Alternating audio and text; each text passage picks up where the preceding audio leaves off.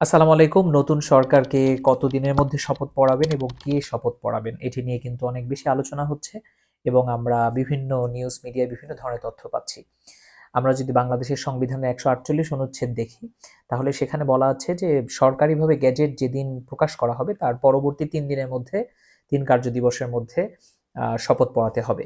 আ so আমরা যদি সেই ৩ কার্যদিবস গণনা করি তাহলে আমাদের প্রকাশিত গেজেটটি প্রকাশ হয়েছে শুক্রবার ১৩ই ফেব্রুয়ারি।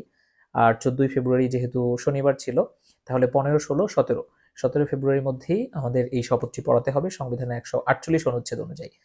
এবং পড়ানোর বিষয় কে পড়াবেন সেই প্রশ্নে যদি আসি, এখানে প্র্যাকটিস রয়েছে যে স্পিকার যিনি থাকেন তিনিই সাধারণত মেম্বার অফ পার্লামেন্টদের শপথ পড়িয়ে থাকেন। বাট যেহেতু এখন স্পিকার বা ডেপুটি স্পিকার কেউ নেই, সেক্ষেত্রে সংবিধানে আরো ২ টি মাধ্যম রয়েছে। ১ম মাধ্যম হচ্ছে রাষ্ট্রপতি কর্তৃক নির্ধারিত অন্য যে কেউ এই শপথটি পড়াতে পারবেন অথবা প্রধান নির্বাচন কমিশনার শপথ পড়াতে পারবে। ২য় যে অপশনটি রয়েছে প্রধান নির্বাচন কমিশনার কর্তৃক আম যারা মেম্বার অফ পার্লামেন্ট হচ্ছেন তাদেরকে শপথ পড়ানো হবে এবং এরই মাধ্যমে অফিসিয়ালি সরকার গঠন হয়ে যাচ্ছে।